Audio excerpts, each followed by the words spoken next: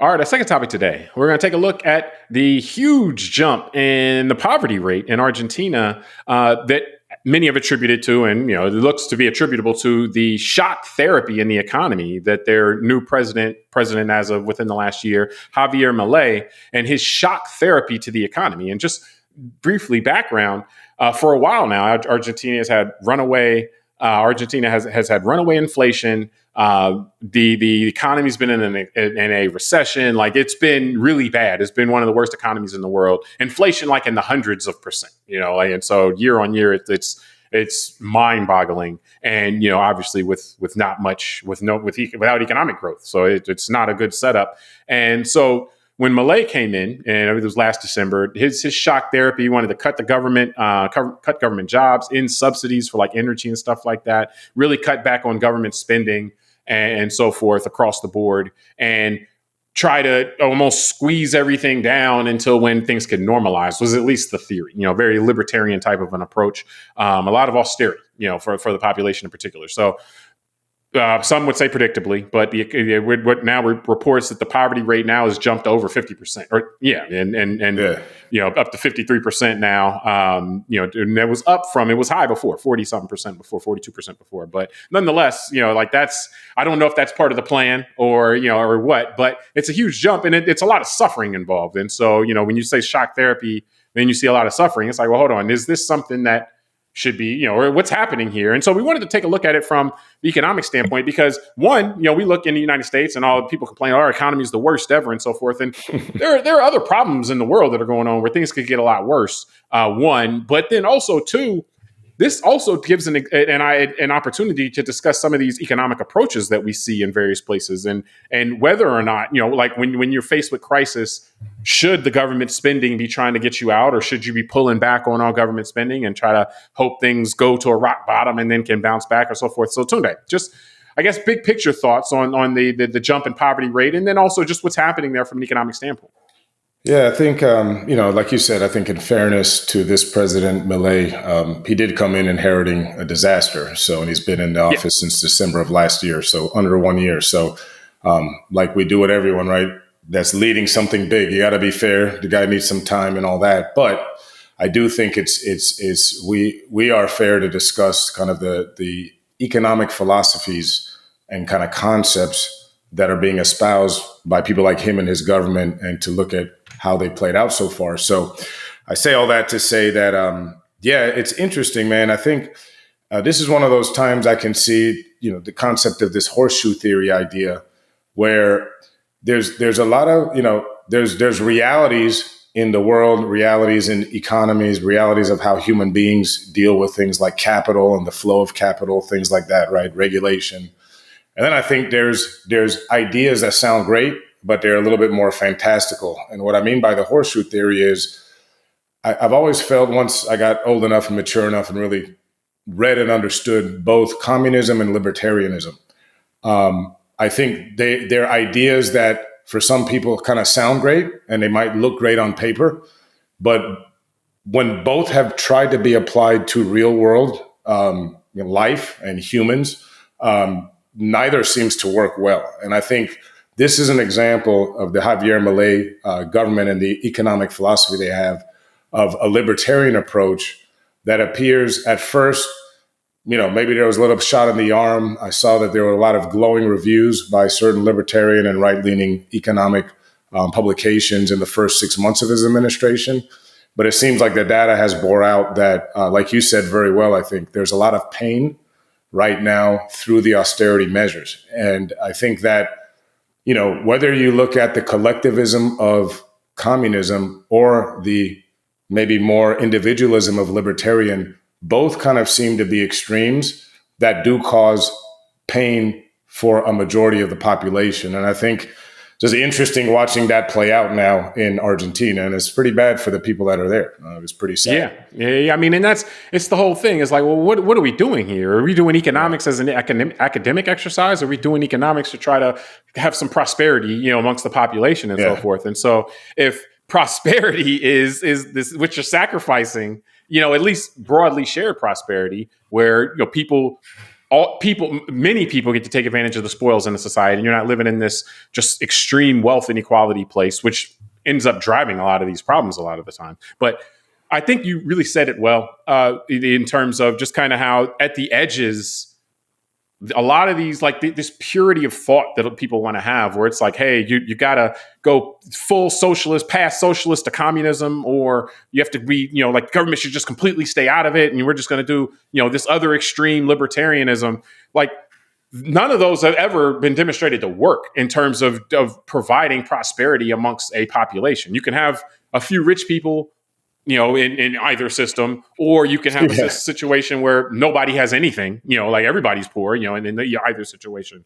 But neither have been able to generate, a sustainable, like broadly shared prosperity. And the contrast, I would say, really, that we can look in the United States in the 1930s and 40s in terms of an alternate approach. Like when the Great Depression hit the United States and FDR tried to bring us out of it, they didn't go libertarian and austerity and say, hey, look, government's just not doing anything. Like government pulls all the way back. They didn't go to that extreme. They also didn't go communist or full socialist, like, oh, no, government's going to do everything now. The government's going to be in here. Government's going to start making, we're going to take over the car companies, start making cars. Government's going to make TVs. They didn't do that either. What they did was they took, and it's not necessarily a moderate approach, but they took pieces from different sides of the debate. And they say, okay, hey, we're going to do some government spending, in a Keynesian, which we'll put something in there about Keynesian economics, we'll have government spending to try to stimulate the economy, to get money flowing through the economy again. But we're still going to do this through private companies. We're going to have companies that are profit motive driven. But one of the things also that happened during that time was they combined with those to stimulate the economy, they took efforts to redistribute the wealth and not have all the wealth stuck at the top of the economy. Because when all the wealth gets stuck in the economy, that creates the stagnation more than anything, because there is no incentive in these capitalist type systems. You need an incentive for the money to be put back down at the bottom in order to flow back up through the top. That's the whole point of capitalism, is that money at the bottom always flows up to the top. That's why you invest capital. So they also, you had confiscatory taxes of 93% at the top level, when you're coming up out of that, because they knew they had to get the money unstuck from the top with this great wealth inequality that existed at that time. So you put all that together and you build the biggest middle class in the history of the world, broadly shared prosperity. And, so it can be done. The question is, though, whether people are so invested in certain mindsets, whether or not they could ever get there. Because like you pointed out, a lot of times when you get into these crises, people want to look at one extreme or the other and just try to will that into existence, with suffering of the people being the result. No, you're right. I mean, that's the thing, is that that's why I was laughing when you said both systems, libertarian and communism, you'll probably end up with just a few people at the top. And it's true. Even the communist regimes, the people running the regime usually end up being very rich. Everyone else suffers. And, a pure libertarian would be equivalent to some sort of super oligarchy, where you probably have just a few people at the top holding a bag of money and everyone else. So one of the things, though, you said some interesting things that got me thinking. I want to kind of continue on this vein, because what I realized in preparing for today, I started thinking about things like the New Deal, kind of government spending, and then a term that we've used before, but is not widely used by the public, called the velocity of money. And I think that's what you're really alluding to when you're talking about the ability of capital through confiscatory systems like income taxes to get reinvested from the top down into the bottom of the system. And that's really what I mean by the velocity of money. How fast is money moving through a system? And so if you think about it, things like stimulus plans, like ones we've had all our lives, right, from George Bush after 9/11 and the recession there to all the way to now with Biden this year and the CARES Act under Trump, what happens is most of the time when people, middle class and lower on the economic system, get money, they spend it immediately because they're spending it on food and transportation and housing. It goes right back into the economy. Yeah, correct. But who benefits from that, right? The grocery stores, the train companies, the airlines, whatever, right? The home builders, things like that. Who also then benefits long-term is then it cycles back to all of us, because most Americans, about 65-70% of Americans, do have exposures to the stock market, at least via things like 401ks at work or retirement plans if they're government employees through the government system. And all those are invested in these companies' stocks. So it's this velocity of money that keeps our economy going. And what happens, what Milei did, which is very interesting, he went on the libertarian model, which we tried in the United States in the 1920s under Woodrow Wilson. And so what happens is, I'll quote from the article that we're pulling from here about Milei, quote, unlike previous populist governments that kept consumer spending high at the cost of massive budget deficits, Milei dismantled price controls, cost subsidy on energy and transport, and devalued the peso by 54% in December after taking office. My point is that what he did is he slowed the velocity of money by cutting all that stuff. Just like what happened with Woodrow Wilson, he decided to slow with the Federal Reserve the velocity of money after the 1929 crash, here in the United States. So what happened is John Maynard Keynes. You're talking about Hoover for that, though, by the way. Sorry, right? Hoover. Sorry, yeah. Woodrow Wilson was in the it was First 10 years World War. before. You're right. Yeah. Correct. Yeah. So sorry. That's me getting middle-aged here. Having my Biden and Trump moment combined. I pick on all of them. But that's why it's an interesting progression, because you're just picking on the old guys. That's all. Yeah, don't go there. Baby boomers. Because it was the New Deal and the velocity of money that got us out of the Great Depression. And so that's what I mean is we have historical examples of where these things have worked and where they haven't. And to your point, where the people that beat up Keynesian economics, they're the ones who don't appreciate that we took Keynesian economics in America since Ronald Reagan and put it on steroids, which is we just spend government deficit spending in good times and bad times now. Well, yeah, it's not even on steroids. Discipline. That's taking one of the things from it and just applying it perpetually, which is not necessarily what it's supposed to be. That's what I mean. We don't have the discipline to rein in the spending. The only time that it happened was in the late 90s when Bill Clinton and the Republican Congress negotiated a budget, and then we ended up with a surplus by the year 2000.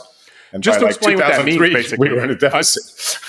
Just to explain what that means. Under the with Keynesian economics, basically, when the economy is going poorly, it's believed that what you do is you use government spending to create velocity of money. The government spends money, and therefore that puts money in. People start spending it all the way up the chain. You buy a hamburger. People at the restaurant have jobs. They go buy stuff and so forth. You get this engine turning. When things are going poorly, the private sector can't do that. So the public sector will do that. When things are going well, though, the public sector is supposed to pull back and let the private sector just continue to spin along.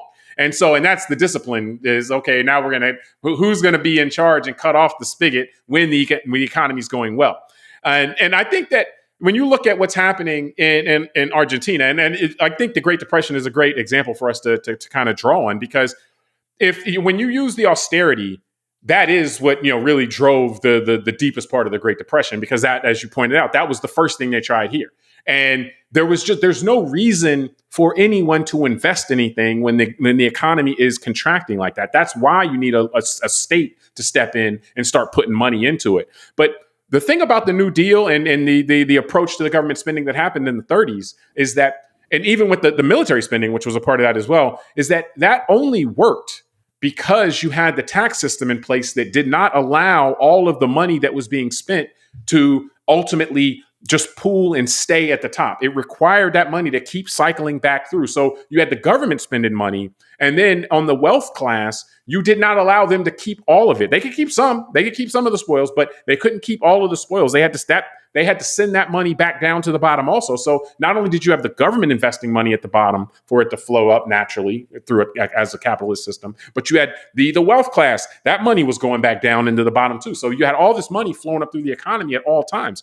And so it was that it has been shown to work, always begs the question, well, why don't people do that kind of stuff more? But the reason is because for that engine to work, there has to be a level of taxation and other means basically to prevent the wealth class from accumulating all that money. And the wealth class doesn't like that. So if in Argentina, that's not a part of the formula right now either. The part of the formula that this guy's doing is austerity for all the middle and lower classes, but that's not necessarily applying to the upper classes as well. So there is wealth there, but all the wealth is stagnant. And what I mean by that is that if they see there's no economic activity at the bottom, why would they invest anything? And so again, that's why that's a great point, James, that's where it becomes a spiral downwards. Yep. When the bottom falls out literally. And you're right. That's where you end up like Haiti or one of these countries, because that's where the wealth class leaves, and then no one wants to make a new investment. Or at least their money leaves. They invest their money elsewhere. They can internationally. Eventually, they got to leave too. but it's just that no one trusts the system anymore, right? And it just kind of slowly collapses, and that ends up being it's amazing. Like I've read about countries like Afghanistan being beautiful, and well run in the 1950s, and then obviously that's no longer the case. So it's sad when this happens, because, and just like with Haiti, if a country can't recover from these moments, you're talking generations and people's whole entire lives. They end up being in this poverty-stricken third world existence, and that's what I mean. I think this is the dirty little secret that if you understand this stuff, most people don't, which is, those at the top, this is the whole point of divide and conquer, because it's easy, because we're talking about, like you say, in a good way, confiscatory. You're taking what they value emotionally, which is money and things that they feel they earn, and you're spreading it back out in the system. And when you have a very homogenous society like Switzerland or Japan, it's much harder to make people hate each other and be against each other. When you got these pluralistic societies like the United States or some European countries where, people have their tax and then there's benefits giving out to the rest of society, it's much easier to divide people and say, hey, you know what? These people are taking your hard-earned money and they're giving it to them over there. And I know you don't like them, so you should listen to me and da-da-da. And so I started thinking, let James, me keep all the money. Correct. No, because I started thinking about how many Americans don't realize that our system of this velocity of money and the recycling of it through taxation and all that, and the confiscatory nature actually drives our economy. And this is why our economy is freaking huge and the largest in the world. And how many wealthy Americans have benefited from government spending specifically on them. So I'm thinking of specific examples like Elon Musk, who has had $15 billion of government contracts with SpaceX. That's our tax dollars going to fund his experiments and rockets and all that. And I'm happy for that. Like, it's great that he, as a private sector guy, is allowed to blow up rockets on a launch pad until they work. And now they work. So that's great. I don't hate him for that. But I'm disappointed that he continues to bash the system, which allowed him to be the richest guy in the world. That's what disappoints me about him. But I also thought of things like Section 8.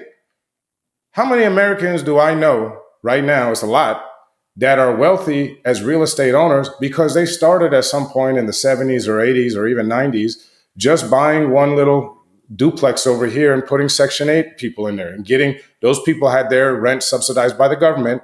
And this private sector person was able to go out and buy another duplex. The next thing you know, the guy's got 10 after 5 years. And then he leverages that. And now these guys are really wealthy guys. Yeah. But they started it through a government subsidy program that came out of the taxpayer.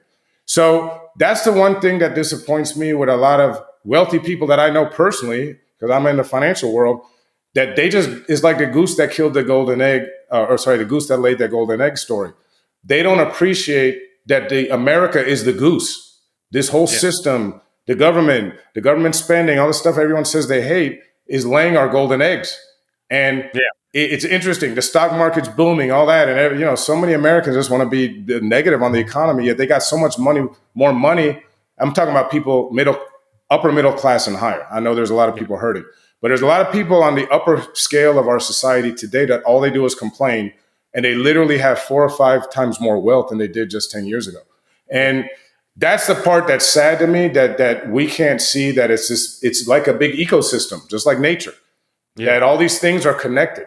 So, the reason is my rant. No. It's for the same reason, like you pointed out with the difficulty in Haiti. Like, once in a place like that, trust has been lost in the system, and it's really difficult to get it back once it's lost, because it requires a level of faith to put your money up to then say, okay, hey, there's an environment here that if I put my money up, the money will come back. This is how you know the American economy is very healthy, by the way, is because people don't have a problem putting their money up knowing it's going to come back. Like, and I say a lot of times that keep trying to come here. Exactly. I say a lot of times, how money flows up in a capitalist system. I mean, and that is inherent in the system. And what I mean by that basically is that the whole concept of investing capital is to get return on investment. That return on investment is the money flowing up through the system. You put your capital here, you count on it to attract more funds to it. So you put 100,000 in, you expect to pull out 110,000 or whatever, your return is. That's a 10% return on investment, but whatever. Like, that is inherent in the system, is that if you take capital and invest it in the right places, that you can get a return. And essentially, when you say, when you have faith that that's going to happen, what you end up doing a lot of times, and this is where you see, like what you said, like with Musk or whatever, the people, once they pull that return back, they don't want to take, they want, that's theirs. They won. They don't want to play the game anymore with that. Like, they have that, they'll put up some more money and take another risk with other money. And that's where the tax system comes in. It says, well, no. You pull in, if you're making X amount of money, you pull in X amount of money, then we're going to say, okay, some of this money's going to get kicked back to the system, and we're going to, keep the process rolling for everyone.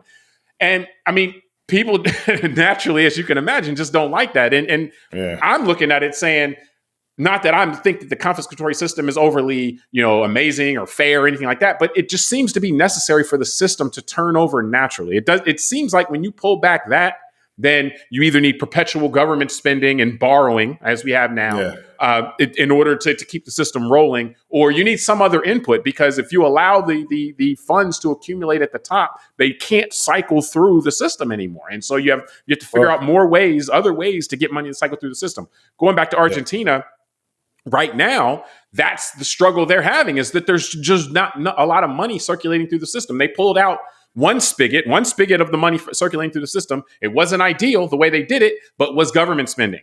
They turned that spigot off, but they didn't turn on any other spigot. They didn't say, okay, and all these people our 1% of our economy that's holding 30% of our wealth, you guys we're going to kick some of that money back in, and that's going to be a spigot we'll have to input money in, and you guys can invest your remaining capital and try to earn that money back. But ultimately, we're not going to let it just sit up here. And they didn't do that part. So, it seems like they're walking into the abyss at that point. I don't know, at least in terms of looking at history, how they're going to pull that out absent some other, some other intervention. But that being said, all the while, you have 50% of the people in poverty. Like, you have so much suffering in the country. And it's like, I end where I started. What are we doing this for? What are we doing this for? Are we doing this so that most of the people in the country are just, in dire straits? That seems to be a failure. Well, and one of the things I know we want to wrap up here is, as you're saying what you're saying, and now I'm having this arc that's bending towards looking at what's happening right now here in our country, meaning this Hurricane Helene that just hit a lot of the kind of east and Sunbelt part of the country just in the recent days. This morning, just as I'm drinking my coffee, I'm looking on my iPad on my newsfeed at the damage in North Carolina, in Asheville. And it's exactly as you're saying. I'm thinking to myself, who's going to pay for this? Yeah. Right? I mean, literally the roads are cut in half because of the flooding was so strong. It basically broke apart the asphalt. And you're right. Think about the joke I just made, which is not a joke just in jest, but it's true that we had members of our own government, elected officials in Congress and the Senate, that tried to advocate shutting down the government last week. And this goes back to your point. In a natural disaster, because we're in Florida, we're a little bit more used to dealing with these disasters. But unfortunately, a lot of Americans, millions who never experienced this type of real severe natural disaster, just got a rude wake-up call. And I think, it goes back, like I'm thinking of something like the Marshall Plan after World War II. Europe would still be in a total ruins if it wasn't for the Americans spending money and creating entities like the World Bank and the IMF to also spend money to get these countries rebuilt. And again, that is why I go back to the idea of people at the top dividing all of us with this other stuff. Because think about it. We revere ideas like the Marshall Plan and say how good they were. Imagine, by the way, that helped. The United States was helped by that as well, because that became, of course, that gave us the largest customer. Yes, we sold tons of stuff there for that. Bunch of Ford cars, we sold airplanes, all that. You're right. It gave us a good customer.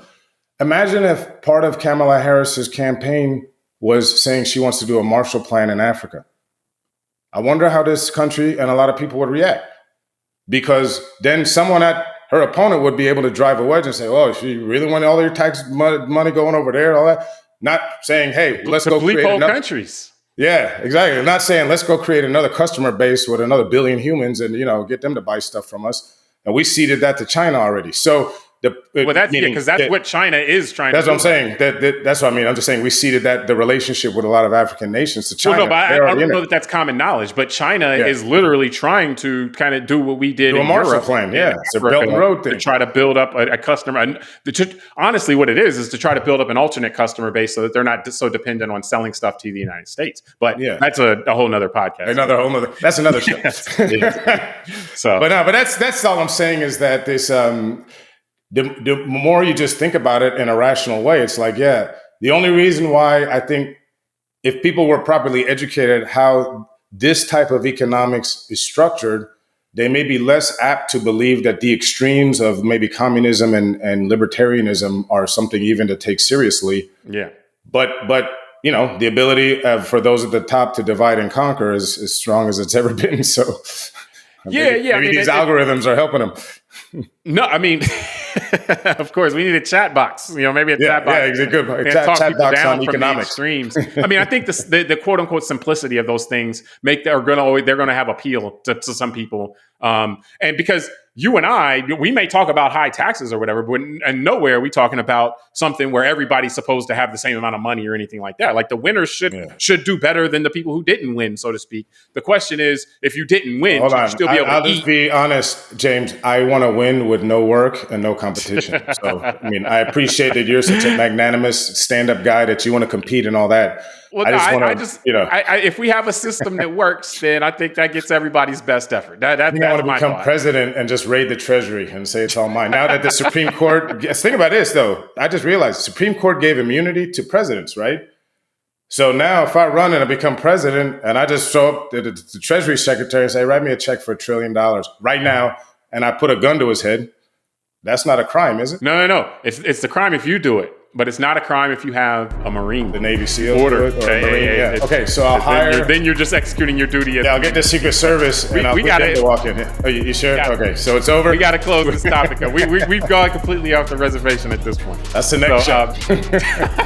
But no, we appreciate everybody for joining us on this episode of Call Like I See It. Subscribe to the podcast, rate it, review it, tell us what you think. Send it to a friend. Until next time, I'm James Keys. I'm Tunde Ogunlana. And we'll see you next time.